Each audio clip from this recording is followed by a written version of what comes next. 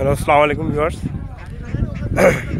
আজ আপনাদের এমন একটা জায়গায় নিয়ে এসেছি যে জায়গাটা আমি আসলে প্রথম। জায়গাটার নাম হচ্ছে লাভ লেক। অনেক সুন্দর জায়গা, প্রথমবার এসেছি। আশা করি আপনাদের ভালো লাগবে। যারা দুবাইতে আছেন, বর্তমানে যারা তো দুবাইতে আছেন, যাদের জায়গা শোনা নেই, জানা নেই, হয়তোবা তাদের জন্য এই জায়গাটা বেস্ট হতে পারে। অনেক সুন্দর জায়গা, অনেক নাইস ভিউ পাবেন আপনি এখানে। সবাই দেখতে খুবই সুন্দর। এখানে বিভিন্ন ধরনের পক্ষী থাকে, বিভিন্ন ধরনের হাঁস, যা স্বাধীনভাবে এখানে চলাফেরা করে।